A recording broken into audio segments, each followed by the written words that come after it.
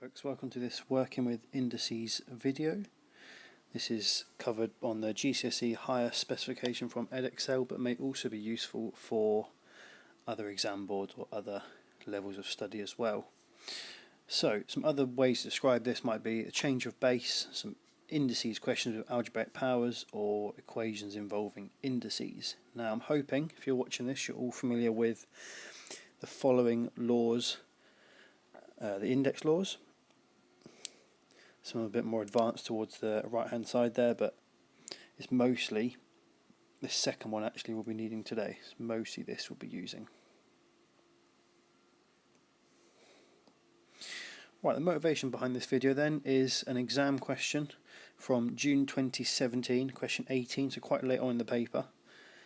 This question I think caught a lot of students out when they took this exam, so hopefully these examples will help you be able to answer this question later on. So this question could be described as a change of base question. Let's just talk about what we mean by a base and how we would change those.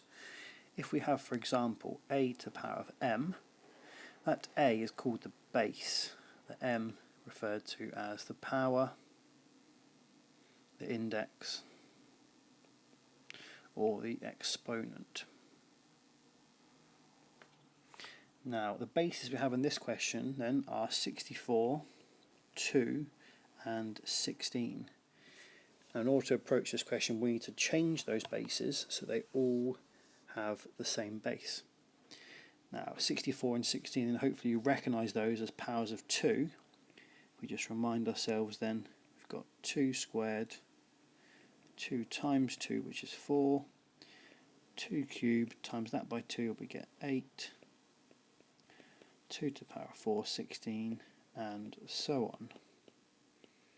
The last one we'll need then 2 to the power of 6, which is 64. Now we're going to look to replace then that 64 with 2 to the power of 6. We've still got the power of a half. We'll keep the 2 to the x the same because it's already got a base of 2, and the 16 we will change to 2 to the power of 4. That's all to the power of 4 over 3. Now, going back to that second law from before then, we need to multiply these powers. The 6 multiplied by the half, we get 2 to the power of 3. We'll still keep our 2 to the power of x. 2 to the power of 4, all to the power of 4 over 3 becomes 2 to the power of 16 over 3. Now, if we're multiplying two things with the same base, we add together their powers. So 2 to the power of 3 plus x is equal to 2 to the power of 16 over 3. And if this is the case, then those powers now must be the same. So that 3 plus x is going to be now equal to 16 over 3. If we look to solve that equation, then if we times everything by 3, I think to make it slightly nicer, 9 plus 3x is 16. If we take away 9, we get 3x equals 7, and x equals 7 over 3 as our final answer for that question. So I've changed the base, changed them all to 2's. I've then used the law to expand those brackets, added the powers because we are multiplying together, and then got down to this equation here using the powers which I can then solve to find what x is. Let's look at our second example then. So here we have bases of 7, 49 and 343. So we'll be looking for powers of 7 this time then. We know that 7 squared is 49. I think you could be forgiven for not immediately knowing or recognising that 7 cubed is actually 343. Right, let's change these bases. We've got 7 to the power of a half. We'll leave that as it is. That's the base we want. We want 7 as our base. 49 becomes 7 squared, and that is to the power of 3x. And 343 becomes 7 cubed, and that's all to the power of x plus 1. Well, let's simplify those brackets then. 7 to the power of a half stays as it is, times 7 to the power of 6x That's equal to 7 to the power of 3 times x plus 1, 3x plus 3. Now this left hand side can get a bit simpler. We can write that as 7 to the power of a half plus 6x, all as that power. That's equal to 7 to the power of 3x plus 3. As before then, we've now got our powers, we can put them equal to each other. So a half plus 6x is equal to 3x plus 3. Now I think we'll look to take away a half from both sides to make that a bit nicer. So we get 6x equals 3x plus, now I'm going to leave it as an improper fraction to make it easier to work with. I'm going to leave that as 5 over 2. 3, take away a half, that's 2.5 or 5 over 2. Let's take away 3x from both sides then, and we're left with 3x is 5 over 2. Divide both sides by 3, x is 5 over 6 as our final answer for that question.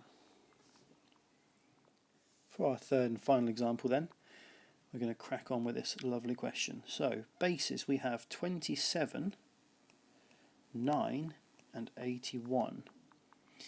Now look at the 9 and the 81. You think maybe we could work with 9 as our base, but makes expressing 27 as a power of 9 that bit more difficult. So I think instead we're going to work together, pull those together as the bases of 3. So 27 then, 27 is 3 to the power of 3. That's all to the power of 3a. 9 we know is 3 squared, all to the power of minus a plus 2. And 81, a power of 3 higher than 27, that is 3 to the power of 4. Lots of things simplify here then. So 3 to the power of 3, all to the power of 3a gets us 3 to the power of 9a. Times, now careful with the negative, 2 times minus, in brackets a plus 2, that's going to be 3 to the power of minus 2a minus 4. All equal to 3 to the power of 8 over 3. Now, simplifying that left hand side again, adding those powers together, we get 3 to the power of 7a, 9a minus the 2a, minus the 4. We're adding on those negatives, and that is equal to 3 to the power of 8 over 3. Let's form an equation then with those powers. 7a minus 4 is equal to 8 over 3. Now I'm personally going to multiply everything in this equation by 3 to get rid of that fraction. I get 21a minus 12 is equal to 8. Now if we add 12 to both sides, 21a equals 20, a equals 20 over 21. Quite a few steps in that question then.